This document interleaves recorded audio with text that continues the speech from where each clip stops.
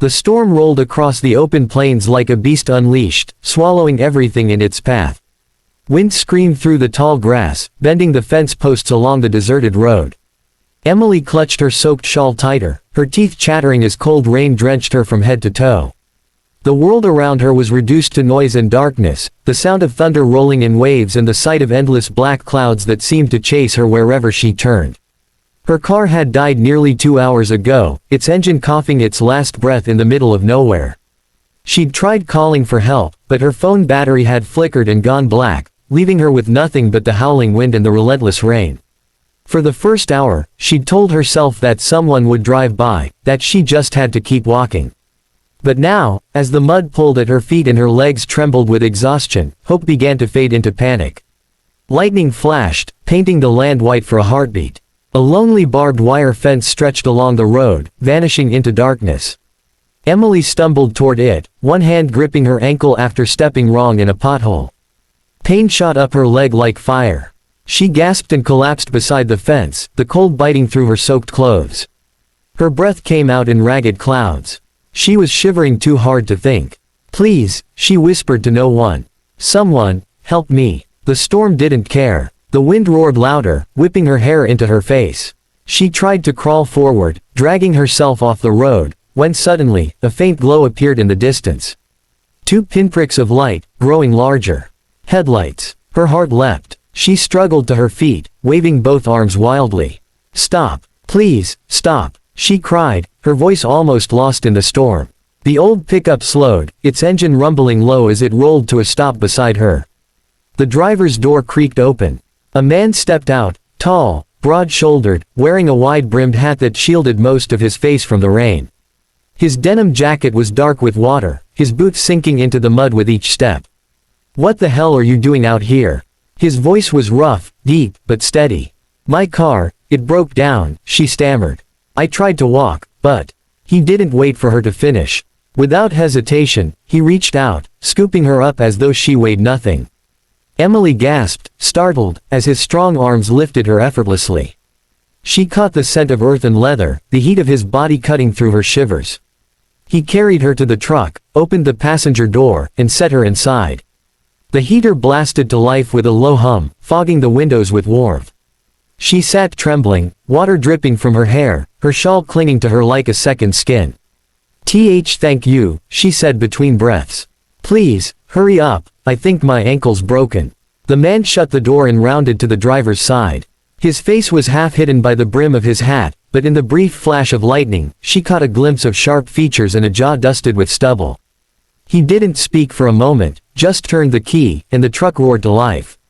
"You're lucky I came this way," he finally said, eyes fixed on the rain ahead. "Nobody drives this road after dark." She nodded weakly. "I didn't mean to, I thought it would be quicker if I..." "You shouldn't be out here alone," he cut in, his tone firm but not cruel. "Storm like this'll eat you alive." The truck rumbled forward, the tires splashing through puddles. Emily hugged herself for warmth, staring out the window at the rain-smeared glass. The world outside blurred into gray. She tried to relax, but her pulse wouldn't slow. Something about the man's silence, the way he didn't look at her, set her nerves on edge. "Are we going to town?" she asked after a minute. He didn't answer right away.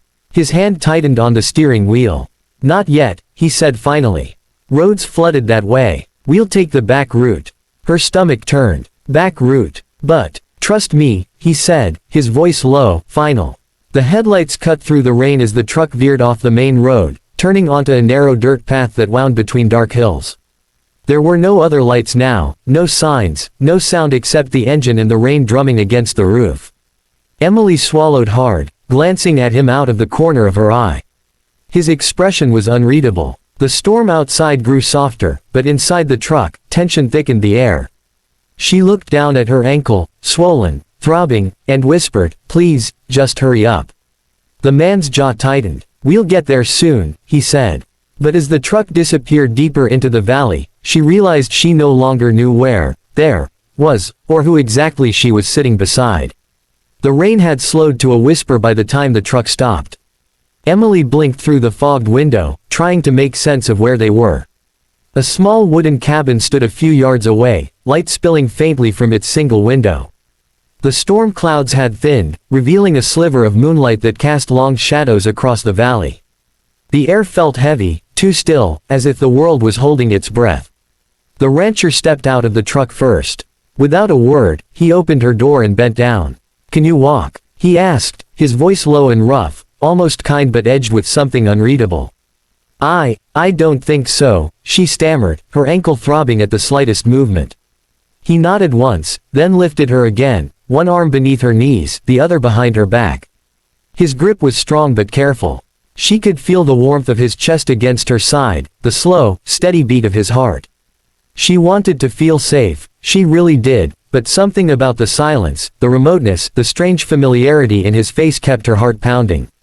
He carried her inside, pushing open the creaking door with his shoulder. The cabin smelled faintly of pine and smoke. A fire crackled in the stone hearth, filling the room with a soft orange glow.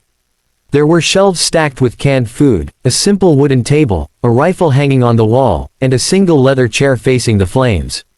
"Settle down," he murmured, lowering her gently onto an old couch draped with a wool blanket.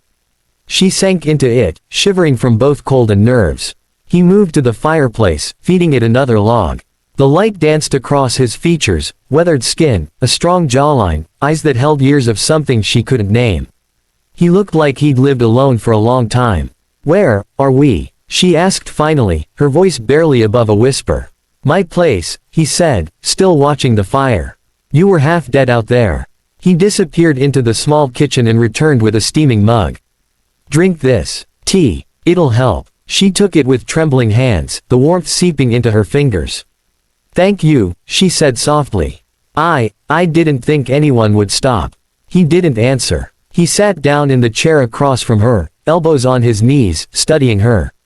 The fire popped. Outside, thunder murmured faintly in the distance. "You shouldn't have been on that road," he said finally. "It's not safe at night."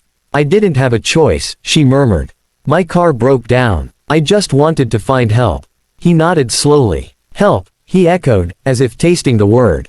"You've been looking for that a long time, haven't you, Emily?" Her stomach dropped. She froze. How do you know my name?" He lifted his gaze to hers. For the first time, she saw a flicker of emotion behind those storm-gray eyes, not anger, not even cruelty.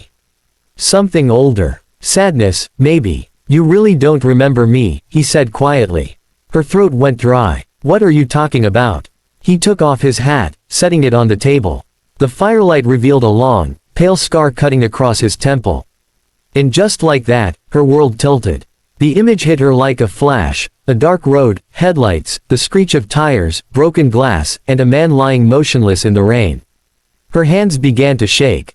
"No," she whispered. "That can't be. You left me there," he said, voice barely a murmur. 3 years ago. You crashed into me and ran. You didn't even check if I was breathing." Tears filled her eyes, blurring the firelight. "I panicked," she cried. "I thought you were dead. I didn't mean to, I was scared."